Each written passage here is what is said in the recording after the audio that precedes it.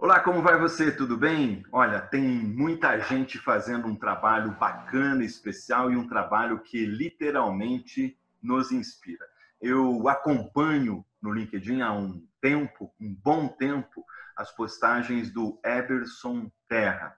O Eberson é LinkedIn Top Voice, consultor de empresas. Daqui a pouco eu falo um pouquinho mais a respeito dele. Eberson, como vai você? Tudo bem? Uma honra ter você conosco hoje aqui. Tudo bem? A honra é total minha. Obrigado pelo convite. Vamos bater um papo aí bastante interessante, né? Vamos falar sobre alguns assuntos aí sobre gestão.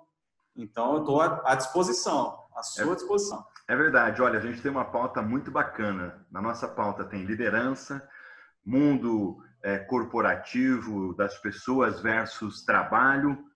Uma coisa que é o ano sabático do Ederson, carreira e futuro. Mas eu quero fazer uma breve apresentação aqui do meu convidado. O Ederson, durante 12 anos, mais de 12 anos aproximadamente, foi diretor, foi colaborador de uma das maiores empresas de educação do Brasil, que é a Croton, né? Nessa empresa, implantou lá o Centro Compartilhado de Serviços, ou Centro de Serviços Compartilhado, né? E tem uma especialidade muito grande nessa área de educação, gestão de projetos. É uma honra ter você conosco. Agora, o que eu gosto mesmo, meu amigo, é quando você dá as alfinetadas na questão da liderança. Primeira pergunta para você: como está a liderança das nossas empresas no Brasil? Bom, vamos lá. É engraçado, né? Dá a impressão que é alfinetada, mas é o que eu mais recebo no inbox do LinkedIn. Obviamente, hoje eu não tenho nenhum tipo de problema de falar sobre esse assunto. As empresas, a maioria das empresas que eu trabalhei sempre fui muito bem tratado, mas eu sinto assim uma preocupação enorme com as pessoas que precisam se manter no emprego, principalmente no momento de pandemia que a gente está, e a relação com o seu líder, né? Se é que a gente pode chamar algumas pessoas de líder, né? A gente faz uma brincadeira semântica falando que na verdade é chefe, né? Chefe é diferente de líder. Mas é impressionante, assim, eu achava que a gente estava caminhando para um patamar diferente, em que as empresas realmente estariam pensando que o colaborador feliz ou está num ambiente muito bacana para se trabalhar, ele dá mais resultado.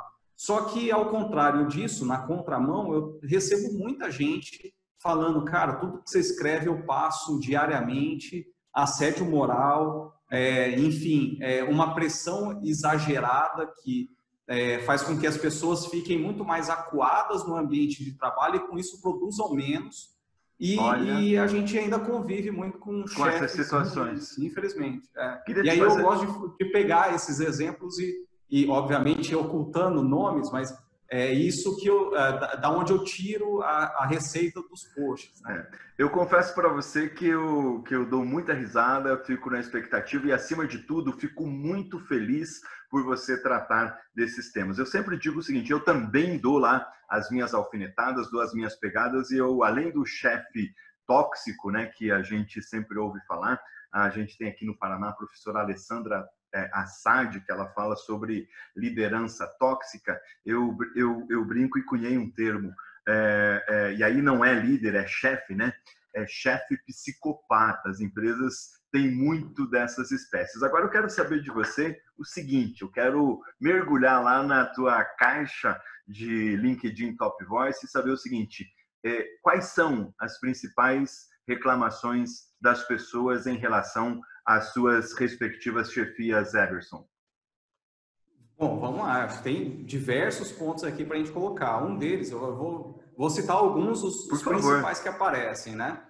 Eu acho que um dos pontos fundamentais é que o chefe ele não cuida do liderado ou não cobra do liderado por resultado. Ainda tem muito chefe que acha que trabalho e esforço do trabalho é medido com o tempo que você fica dentro da empresa. Então ele te cobra horário, ele não quer que você tenha, por exemplo, uma relação fora do trabalho quando você está no ambiente de trabalho. Então, muita empresa, muito chefe ruim, não permite, por exemplo, que alguém atenda o telefone, que pode ser um problema familiar. Então, ainda existe muito disso, daquela situação de, ó, quando você entra pela porta da empresa, você tem que vestir o seu crachá e esquece a sua vida familiar. A gente Muda o sabe que DNA e não é muda o assim. RG. Exato, mas não é assim. As pessoas são indivisíveis. Ela não pode virar uma chave e simplesmente esquecer o que acontece lá fora. E aí entra em outras características, que o chefe acha que o resultado ruim de um profissional pode estar ligado a um problema externo, familiar. Isso é verdade, pode acontecer, mas você não pode justificar, por exemplo, uma demissão de um funcionário em cima de um problema que aconteceu. E a gente entra em empresas e situações em que se cria a cultura do erro zero, que eu chamo. Cultura do erro zero é não ser permissivo com um erro ou com o primeiro erro. E aí tem muita gente muito profissional que acaba se anulando, ficando muito recluso com o medo de errar. Por quê? Porque ele sabe que se errar, ele vai ser mandado embora. Então, essas são características que acontecem bastante, que eu ouço muito as pessoas falarem. E olha que tem muitas empresas, a gente fala muito nas empresas estrangeiras, né? E as empresas estrangeiras são um exemplo para isso. Você falando, eu lembrei da frase do Mark Zuckerberg, que diz assim, que lá ele diz assim, erre rápido, quebre rápido, mas acerte rápido, né? Essa permissão ao erro cria o que o Domenico De Masi chama de ambiente criativogênio dentro das companhias, né? Que é um ambiente de criatividade, um ambiente muito especial e de resultados, né, Eberson? Então, não existe inovação sem erro, né? Esse é o ponto fundamental.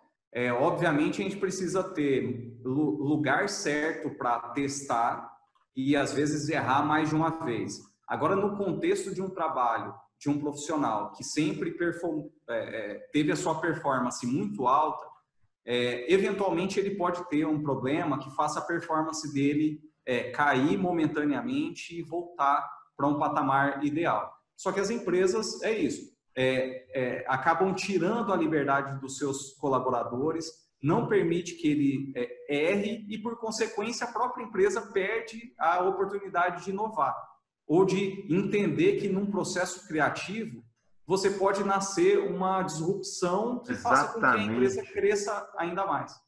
Você tocou numa coisa super importante, né? Essa capacidade que as empresas precisam ter e têm, né?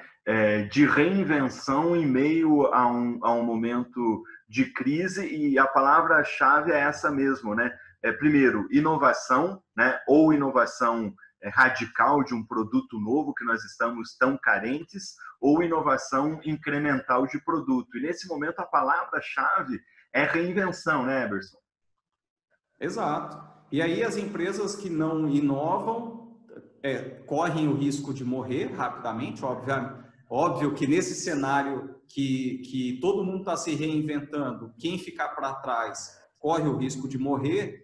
Só que a visão ainda está muito ligada a essa questão de chefia e liderança. Então, o chefe, ele acha que a razão está com ele, só ele sabe, ou ele acha que sempre funcionou assim, vai funcionar daqui para frente, e ele anula a própria equipe, anula a diversidade de ideias. E um ponto importante também na diversidade, que eu gosto muito de falar também sobre a diversidade entre pessoas, colaboradores com idades diferentes. Então, os jovens, obviamente, têm uma visão muito mais de consumo, muito mais ligada à tecnologia. Mas, às vezes, a gente não pode esquecer do consumo, por exemplo, de pessoas. A empresa precisa estar preparada para vender também para pessoas que não estão tão habituadas à tecnologia. E essa dicotomia, essa diversidade de ideias é muito importante para a empresa saber inovar, mas mantendo, de alguma forma, uma característica para que atenda a todos os públicos.